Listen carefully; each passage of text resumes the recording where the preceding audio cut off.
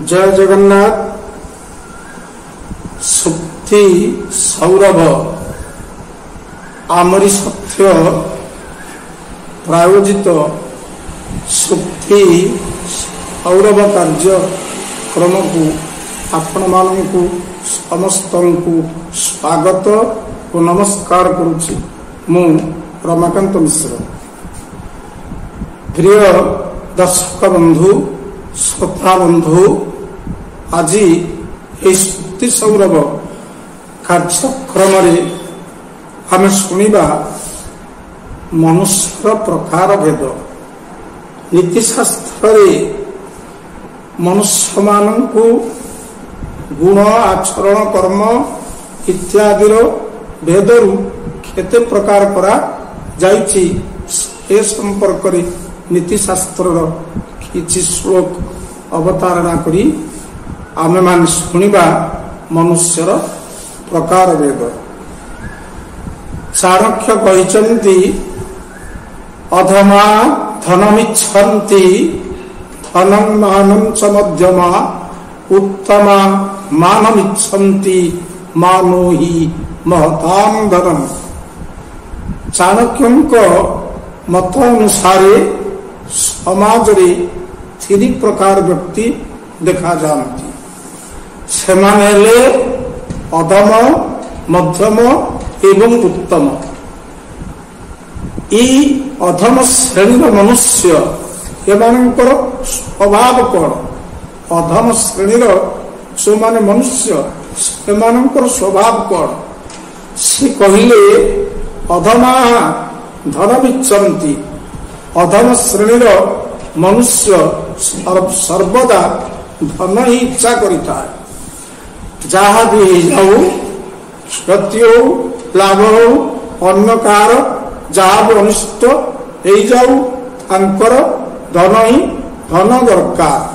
धन पाई से माने निजर मानविकता को मध्य बलि दे थांती। मानविकता को बलि दे मनुष्यर साधारण गुण को परित्याग करी सेमाने सर्वदा धन अर्जन करने पाई चेष्टित होती। तेरे कहुछि ओमाने धन अर्जन करी जीवन रे धन संचय करी रखंती सेमाने की प्रकार मनुष्य? चाणक्य तो तांकु अधम श्रेणीर मनुष्य बोली कहले। तेबे अन्यतम श्लोक कहुछि से संग्रहैक परप्राय समुद्रोपि रसातले दातारम जलदंपस्य गर्जंतम भुवनोपरि। कि सुंदर मूल्यवान श्लोकटी नीतिशास्त्र दिया गई। एक प्राकृतिक उदाहरण सहित नीतिकार इस श्लोक रे देखै दैछन्ति। धन संग्रह करी संचय करितिबा व्यक्तिर गुण कौन, आउ धन संचय करी दान करुथिबा व्यक्तिर महत्व केते, आ तार आस्थान कोठी आ ए द्वितीय श्लोक रे प्रतिपादित होइछि। संग्रहैक परप्राय समुद्रोपि रसातले। आपण माने समुद्र देखुछन्ति, विशाल समुद्र, तीन भाग जल आ भागुटिए स्थल। ये समुद्र जल को संग्रह करी करी एते जल से संग्रह करिछि, तार नाम होछि जलधि, जलनिधि, बारिधि इत्यादि। तेबे समुद्र संचयशील मनोवृत्ति अच्छी। ये जल को संग्रह करिछि, किंतु आपण माने विचार करिवे समुद्र आसन कोठी? समुद्र आसन होछि रसा तले। समुद्र आसनटा ये भूपृष्ठ रे भूमि ऊपर अधोभाग रे एकदम तले भूमि ठारू भी आहुरी तले समुद्र पाइछि आसन। संग्रह करिकरी धन लोभ करिकरी समुद्र धन होछि जल, जल को संचय करी ସମୁଦ୍ର ସ୍ଥାନ ପାଇଛି ଏ ଭୂମିର ତଳେ, କିନ୍ତୁ ଦାତାରଂ ଜଳଦଂ ପଶ୍ୟ ଜଳଦଂ ଜଳଂ ଦଦାତି ଇତି ଜଳଦ, ସେ ଜଳ ଦାନ କରେ, ସେ ହଉଛି ଜଳଦ। ଜଳ ଦାନ କରୁଥିବାରୁ ମେଘର ଅନ୍ୟ ନାମ ହଉଛି ଜଳଦ। ଆକାଶରେ ବର୍ଷା କାଳରେ ମାଳ ମାଳ ବାଦଲ ଭାସେ, ପ୍ରବଳ ମେଘ ଆକାଶକୁ ଘୋଟି ଅନ୍ଧକାର କରିଦିଏ ଏବଂ ଅକୁଣ୍ଠିତ ଚିତ୍ତରେ ଜଳ ଗୁଡାକ ଅଜାଡ଼ି ଦେଇଯାଏ। ଜଳ ଦାନ କରେ, ଜଳ ବିତରଣ କରେ। ଆପଣ ଚିନ୍ତା କରନ୍ତୁ, ମେଘର ସମ୍ପଦ ମଧ୍ୟ ଜଳ, ସମୁଦ୍ରର ସମ୍ପଦ ଜଳ, ଆଉ ମେଘର ସମ୍ପଦ ମଧ୍ୟ ଜଳ। କିନ୍ତୁ ସମୁଦ୍ର ଜଳକୁ ସଂଗ୍ରହ କରୁଥିବା ବେଳେ ମେଘ ଜଳକୁ ଦାନ କରିଥାଏ। ତେଣୁ କବି କହୁଛନ୍ତି ବା ନୀତିକାର କହୁଛନ୍ତି, ଯେଉଁମାନେ ଧନ ଅର୍ଜନ କରି ଦାନ କରନ୍ତି, ଦାନ କରିବା ଦ୍ୱାରା, ଭୋଗ କରିବା ଦ୍ୱାରା ଧନର ସାର୍ଥକତା ରହିଥାଏ। କିନ୍ତୁ ଦାନ ଏବଂ ଭୋଗ ବର୍ଜିତ ସବୁ ଧନ, ସେ ଧନର କିଛି ମୂଲ୍ୟ ନାହିଁ। କାହିଁକି ନା ବୋଧେ କହିଥିଲି କି ନାହିଁ, ମୋର ଏତେ ମନେ ପଡୁନି, ତେବେ ଆଉ ଟିକେ କହିଦଉଛି ଯେ ଦାନଂ ଭୋଗ ନାସ୍ତିସ୍ରୋ କତୟୋ ଭବନ୍ତି ବିତସ୍ୟ ଯୋ ନ ଦଦାତି ନ ଭୁଙ୍କ୍ତେ ତସ୍ୟ ତୃତୀୟା ଗତିର୍ଭବତି। ଧନ ଘରେ ଆପଣ ତିନିଟା ଗେଟ୍ ଲାଗିଛି। ଗୋଟାଏ ଦ୍ୱାର ହଉଛି ଦାନ, ଆଉ ଗୋଟିଏ ଦ୍ୱାର ହଉଛି ଭୋଗ, ଆଉ ଗୋଟିଏ ଦ୍ୱାର ହଉଛି ନାଶ। ଯଦି ଦାନ ଦ୍ୱାରକୁ ଆଉ ଭୋଗ ଦ୍ୱାରକୁ ବନ୍ଦ କରିଦେଇ ଆମେ ରଖିବା, ତା ଆପେ ଆପେ ନାଶ ଦ୍ୱାରରେ ଚାଲିଯିବ। ଏ ଜଗତରେ ସବୁ କ୍ଷଣସ୍ଥାୟୀ, କାହାର ଚିରନ୍ତନତା ନାହିଁ। ତେଣୁ ଆମ ସଞ୍ଚିତ ଧନ ଏ ଚିରଦିନ ପାଇଁ ଆମ ଘରେ ରହିବ ତା ନୁହେଁ। ଆମେ ତାକୁ ଦାନରେ ଲଗେଇବା ଉଚିତ ଏବଂ ଭୋଗରେ ଲଗେଇବା ଉଚିତ। ଯଦି ଦାନ ଏବଂ ଭୋଗରେ ଆମ ଧନ ବ୍ୟୟିତ ନ ହୁଏ, ଆପେ ଆପେ ଛାଁ ଛାଁ ନାଶ ବାଟରେ ପଳେଇବ, ନିଆଁ ଲାଗିକି ପୋଡ଼ିଯିବ, ଡକାୟତି ହେଇଯିବ, ବନ୍ୟାରେ ଭାସିଯିବ, ଅବା ଅନ୍ୟ କୋଉଥିରେ ନଷ୍ଟ ହେଇଯିବ। ଏଣୁ ଧନ ରୋଜଗାର କରି ସିଏ କୃପଣତା କଲା, ଏ ଧନକୁ ସଞ୍ଚୟ କରିପାରିବ। କୃପଣତା ନହେଲେ ଧନ ସଞ୍ଚୟ କରିପାରିବ ନାହିଁ। ତେଣୁ ନୀତିକାର କହୁଛନ୍ତି, ମୁଁ ମେଘ କଥା କହୁଥିଲି, ମେଘ ଜଳ ସଞ୍ଚୟ କରେ। ଖରା ଦିନେ ଭୂପୃଷ୍ଠର ଜଳ ବାଷ୍ପୀଭୂତ ହୋଇ ଆକାଶକୁ ଉଠେ, এই ଜଳକୁ ସଞ୍ଚୟ କରି ମେଘ ରଖିଥାଏ। ବର୍ଷ ସାରା ସବୁ ଜଳକୁ ସଞ୍ଚୟ କରିଥାଏ। এই ଜଳକୁ ଅକାତର ଭାବରେ ସେ ପୃଥିବୀକୁ ଦାନ କରିଦିଏ। ତେଣୁ ମେଘର ଆସନ ବିଧାତା ମେଘକୁ ଦେଇଛି ଉଚ୍ଚରେ, ଆକାଶରେ। ତେଣୁ ଯେଉଁମାନେ ଧନକୁ ସଞ୍ଚୟ କରି ଦାନ କରନ୍ତି, ସେମାନଙ୍କର ଆସନ ଉର୍ଦ୍ଧ୍ୱରେ ମେଘ ପରି। ଆଉ ଯେଉଁମାନେ ଧନକୁ ସଞ୍ଚୟ କରି କୃପଣତାବଶତଃ ଧନକୁ ସାଇତିଥାନ୍ତି, ସେମାନଙ୍କର ଆସନ ସମୁଦ୍ର ପରି ଅଧୋଭାଗରେ ପୃଥିବୀର ତଳେ ରହେ। ଏଣୁ এই ଯୋଉ ପ୍ରାକୃତିକ ଉଦାହରଣ ଦୁଇଟି ନୀତିକାର ପ୍ରଦାନ କରିଛନ୍ତି, ମେଘର ଆସନ ଆଉ ସମୁଦ୍ରର ଆସନ, ହାକୁ ନେଇକରି ଆପଣ ବିଚାର କରିବେ ଯେ ଧନ ଦାନ କରୁଥିବା ମନୁଷ୍ୟ ଏବଂ ଧନ ଲୋଭ କରି ସଞ୍ଚୟ କରୁଥିବା ମନୁଷ୍ୟ ମଧ୍ୟରେ ଭେଦ କଣ ଅଛି। ୟାପରେ ଅନ୍ୟତମ ଶ୍ଲୋକ କହୁଛି, ନଦାଥୁଂ ନୋପଭୋକ୍ତୁଂ ଚ ଶକ୍ନୋତି कृपणश्रियम किंतु स्पृशति हस्तेन नपुंसक इव स्त्रियम। एटा कहले न दातुम नोपभोक्तुम च शक्नोति कृपणश्रियम।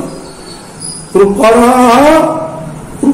मनुष्य लोभी लोक न दातुम न उपभोक्तुम शक्नोति श्रियम। श्री कहले संपद, श्री कहले धन, धन बा संपद को कृपण लोक दान करिबा पाई उपभोग करिबा पाई सक्षम हुए नाही। धनटा को से निज जीवन ठारू अधिक मन करिताय, कारण आवश्यक हेले धन पाई जीवन को दे दिए किंतु धन को छाड़ी पारे ना। अतएव सी धन को निज जीवन ठारू आहरी अधिक ममता देता है।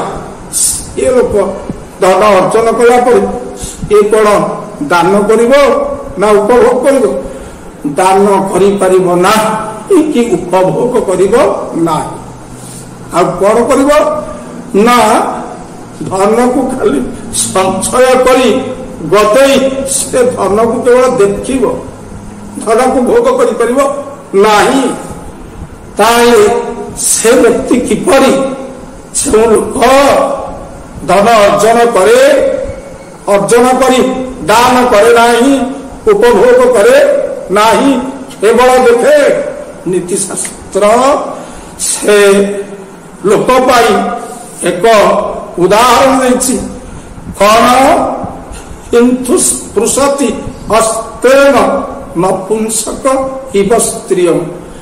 कौन नपुंसक व्यक्ति चा पाखिरे पुंसत्व नाही, से जेपरी सुंदरी रमणी की थाकरे रखी ताको हाथरे छुए सिना ताको उपभोग करि पारे नाही। सेही भलिया अति कृपण व्यक्ति, अति लोभी व्यक्ति धन को अर्जन करे, हाथरे छुए, आखिरे देखे, किंतु नपुंसक परि एताको उपभोग करि पारे नाही। दान भी एक प्रकार उपभोग। हमें केवल जे भोग विलास धन को लगे उपभोग करवा ता नुहे, दान भी उपभोग भितर गोटे। कारण दान द्वारा भी धर्म अर्जित होता एवं मनुष्य दान द्वारा धर्म बा पुण्य अर्जन कर निज करिथा। एणु यह भी निज उपभोगर एक धार्मिक अंग कहले अतृप्ति हेब नाही।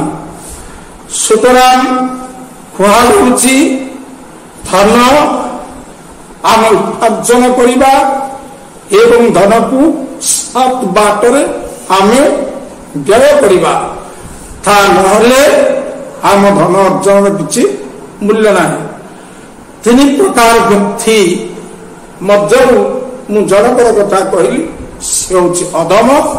से कृपणता बा कृपणतापूर्ण होई धन को केवल अर्जन करे, संचय करे, से हूँ अधम व्यक्ति। अधम परे मध्यम व्यक्ति किए ना अधमा धनमिच्छन्ति धनं मानं च मध्यमा। मध्यम श्रेणीर लोक माने धन और मान उभय इच्छा करता। धन अर्जन करती धन लोभ तांकर थाए, किंतु अधम परि नुहे। धन सहित मान को सेमाने मध्य जगी थांती। धन एवं मान ये दुईटी को जो माने ध्यान दियंती बा समताल रखती, समान भाव रखती, छमान दृष्टि धन जी सम्मान से धन सम्मान भेद रखती नहीं। धन को जगंती सम्मान को जगंती यही माने ही मध्यम श्रेणी अटंती। एवं या व्यतीत आउ लिखिए ना उत्तम श्रेणी लोक उत्तम श्रेणी लोक आम क्या कहवा उत्तम मान इच्छन्ति उत्तम मानम इच्छन्ति जो माने उत्तम श्रेणी लोक से केवल मान ही मान चाहती धन प्रति कामना रखती नहीं कारण धन कौन मनुष्यर महत्व बढ़ाई दिए नहीं धन अर्जन करी संचय कले जगत कहीं केवे बड़ हो जाए नहीं। आपण देखंतु आम भारत वर्षर अनेक महापुरुष सेवांकर जीवन को आपण यदि अनुध्यान करेंगे तेबे आपण विचार करें सेमाने धन को जगिले केते आ मान को जगिले केते एपरिकी भारत वर्ष बहु महापुरुष सेमानंकर सर्वस्व सेमाने देश को मध्य दान कर देइथिबा कथा इतिहास रे रही दिन थिला जहाँ पिला दिने सुनिथिबी ता कहूची दिने भारत पूर्वतन प्रधानमंत्री लाल बहादुर शास्त्री कहला बापा मो खंडे स्लेट आनीदेव मु पाठ पढ़ी से दिन भारत प्रधानमंत्री एक अखंड सार्वभौम राष्ट्र सर्वमय कर्ता से पुओ को उत्तर देले अरे पुओ बर्तमान पाखे पैसा नहीं दरमा मिले मु खंडे सिलट सब आनीदेवी बा कि उदारता एम धन को चाहते सम्मान को चाहते से तो चाहते गोटे सिलेट कंपानी आनी गदे था गदा गदा सिलेट गदे था यही महानता यही हूँ महत्व एणु उत्तम मान इच्छन्ति उत्तम श्रेणी मनुष्य से अदारे मान ही मान इच्छा करती मान निकट धन अति तुच्छ ज्ञान होता है। महात्मा गांधी स्वामी विवेकानंद एमाने सो मार्गर मार्गी होते जार डाकरार समग्र देश ठिया पड़ूला चाहिए जीवन केते धन संचय करते कल्पनातीत किंतु किसी संचय करिसंति कि बरं देश को दे जाइछंति अखंडता स्वाधीनता मान सम्मान स्वाभिमान एणु जो माने उत्तम श्रेणी लोक सेमानकर महत्व होछि धन मानो ही महतान धनम महत्पुरुष मानकर धन होछि मान बा सम्मान। ए दृष्टि धन को केंद्र करी आमे मानवर प्रकार तीन प्रकार आमे देखिलु छड़े अधम मानव जो माने धन कामना करती आउ जने हेले मध्यम श्रेणी जो माने केवल कामना करती धन एवं सम्मान आउ जने हेले उत्तम श्रेणी मानव जो माने चाहती केवल मान या बादे निजर कर्म को निज कर्म को मानव को मध्य तीन प्रकार भाग करा जायछि। से भी अधम मध्यम उत्तम सेटा तो आपण गुण जानिले एटा कर्म जानिबा ये कर्म तीन प्रकार मानव होचंती ए माने कौन कौन ना अधम आ मध्यम आ उत्तम या पानी संस्कृत साहित्य अन्यतम नीति श्लोक रही नीति श्लोकटा प्रारभ्यते न खलु विघ्न भयेन निश्चयी परारभ्य विघ्न निहता विरमन्ति मध्या विघ्नै पुनः पुनरपि प्रतिहन्यमाना प्रारब्धमुत्तम गुणा न परित्यजन्ति।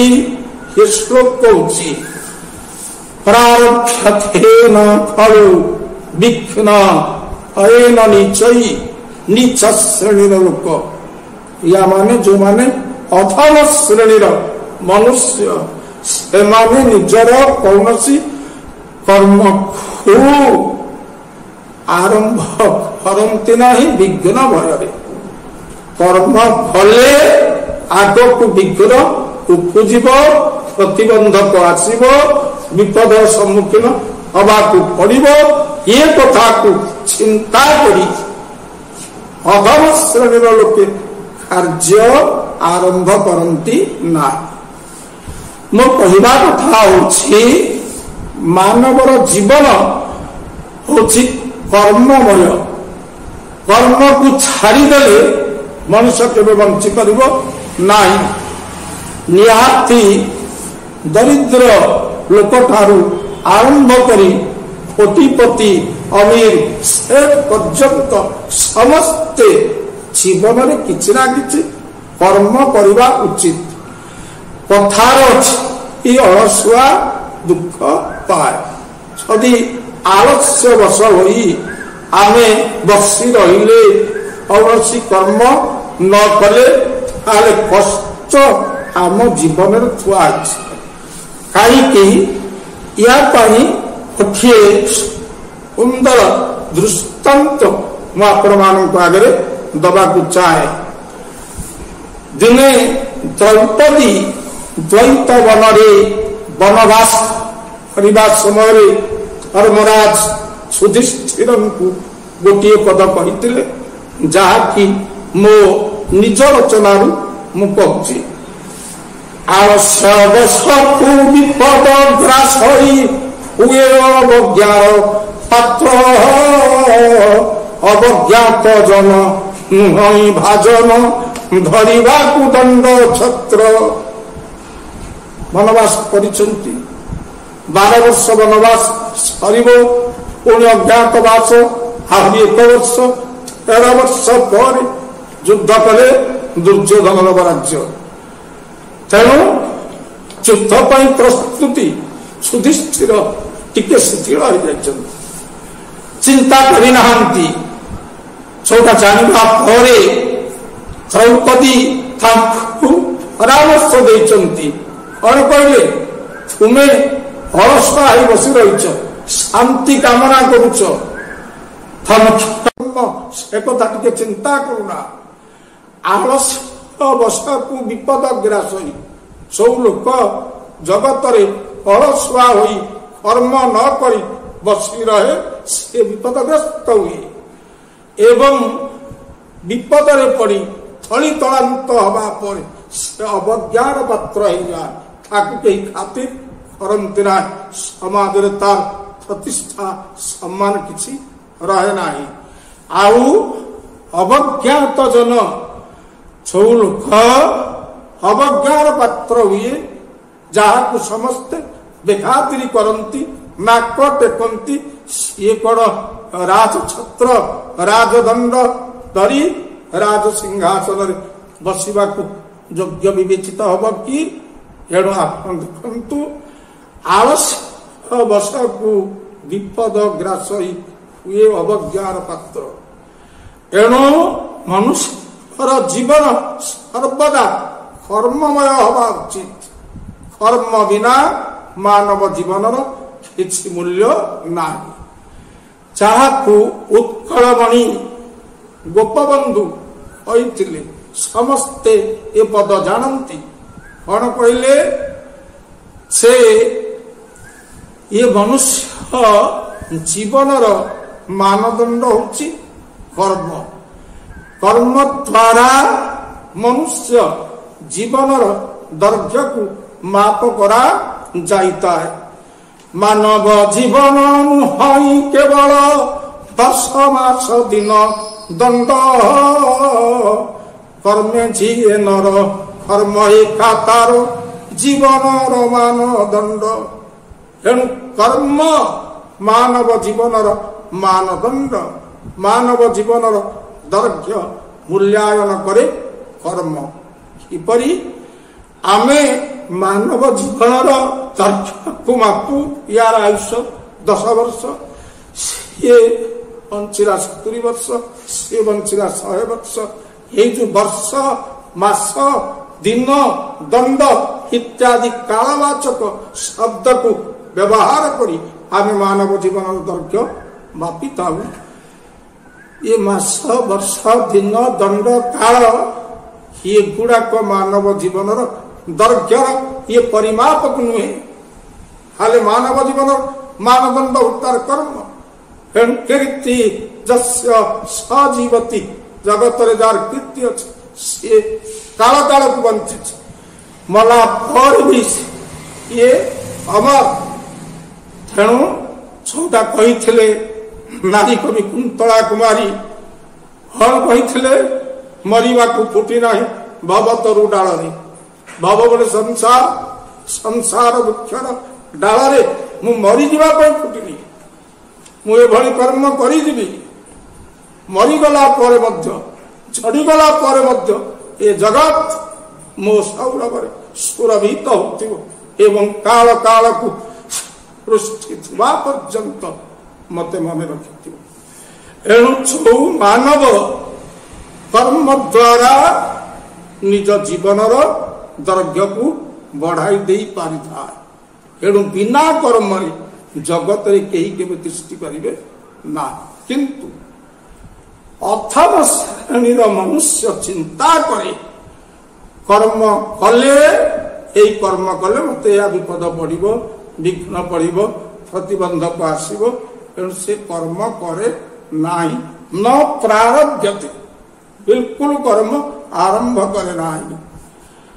ଆଉ ମଧ୍ୟମ ଶ୍ରେଣୀର ଲୋକ ପ୍ରାରବ୍ଧ ବିଘ୍ନ ନିହତା ବିରମନ୍ତି ମଧ୍ୟା, ମଧ୍ୟମ ଶ୍ରେଣୀର ଲୋକମାନେ କର୍ମକୁ ଆରମ୍ଭ କରନ୍ତି, କର୍ମ ପଥରେ ଅଗ୍ରସର ହୁଅନ୍ତି, କିନ୍ତୁ ଯେତେବେଳେ କିଛି ପ୍ରତିଘାତ ବାଧା ବିଘ୍ନ ଆସେ ଏ କର୍ମକୁ ଛାଡ଼ି ଦେଇକି ରହିଯାନ୍ତି। ଏଣୁ ଗୋଟିଏ କଥା ଅଛି, ରଘୁବଂଶରେ କାଳିଦାସ ଲେଖିଛନ୍ତି, ଆ ଫଳୋଦୟ କର୍ମଣାମ, ଯୋଉ କର୍ମ କରିବ ଫଳୋଦୟ ପର୍ଯ୍ୟନ୍ତ, ସେ କର୍ମ ଫଳ ପ୍ରାପ୍ତି ପର୍ଯ୍ୟନ୍ତ ମନୁଷ୍ୟ କର୍ମ କରିବା ଉଚିତ। ବାଧା ତ ଆସିବ, ବିଘ୍ନ ତ ଆସିବ, ସେଥିପାଇଁ ବୁଦ୍ଧି କଟାଇ ଆଗକୁ ଅଗ୍ରସର ହେବା ଉଚିତ। ତେବେ ଏଇ ଯୋଉ ଅଧମ ଆଉ ମଧ୍ୟମ ଲୋକ, ସିଏ କର୍ମ କରନ୍ତି ନାହିଁ, ସିଏ ଅଧାରୁ ଛାଡ଼ି ଦିଅନ୍ତି, ସେମାନଙ୍କ ଜୀବନ ସାଫଲ୍ୟ ଶ୍ରୀମଣ୍ଡିତ ହୁଏ ନାହିଁ, ସଫଳତା ପାଇପାରନ୍ତି ନାହିଁ। ଆଉ ତୀକ୍ଷ୍ଣଇ ପୁନଃ ପୁନରପି ପ୍ରତିହନ୍ୟମାନା ପ୍ରାରବ୍ଧୋତ୍ତମ ଗୁଣା ନ ପରିତ୍ୟଜନ୍ତି। ବିଘ୍ନ, ବାଧା, ପ୍ରତିବନ୍ଧକ, ଘାତ ପ୍ରତିଘାତ ଜୀବନରେ ଶତ ଶତ ଥର ଆସିଲେ ମଧ୍ୟ ତାକୁ ଏଇ ଉତ୍ତମ ଶ୍ରେଣୀର ଲୋକ ମାନେ ନିଜର ବୁଦ୍ଧି କୌଶଳ ପ୍ରୟୋଗ କରି ଏ ବିପଦକୁ, ବିଘ୍ନକୁ, ଘାତ ପ୍ରତିଘାତକୁ ପାଦ ତଳରେ ଛାପି ଦେଇ ଆଗକୁ ମାଡ଼ି ଚାଲନ୍ତି ଏବଂ ଏମାନେ ଜୀବନରେ ସଫଳତା ଅର୍ଜନ କରିଥାନ୍ତି ଏବଂ ସେମାନଙ୍କର ଜୀବନ ଏବଂ କର୍ମ ସାର୍ଥକ ହେଇଥାଏ। ଏଣୁ କହିବା ତାତ୍ପର୍ଯ୍ୟ କହିଲେ ତ ବହୁତ କଥା ଅଛି। ଏହିପରି ଭାବରେ ମାନବକୁ 3 ଭାଗରେ ମଧ୍ୟ ବିଭକ୍ତ କରାଯାଇଛି। କିଏ ମଧ୍ୟରେ ଅଧମ, ମଧ୍ୟମ, ଉତ୍ତମ, ଏହା ନିଜର କର୍ମକୁ ନେଇ ଏବଂ ପୂର୍ବରୁ ଯାହା କହିଥିଲେ ନିଜର ଗୁଣକୁ ନେଇ। କର୍ମ ଏବଂ ଗୁଣର ବିଭାଜନ ଦ୍ୱାରା ମାନବ ଜାତିକି ବା ମାନବ ସମୁଦାୟକୁ ଆମେ 3 ଭାଗରେ ବିଭକ୍ତ କରିବା। ତାହା ହେଉଛି ଅଧମ, ମଧ୍ୟମ ଏବଂ ଉତ୍ତମ। ଆପଣମାନେ ସମସ୍ତେ ଶୁଣିଲେ ଉକ୍ତି ସୌରଭ ମାଧ୍ୟମରେ ମାନବ ଜୀବନର ପ୍ରକାର ଭେଦ।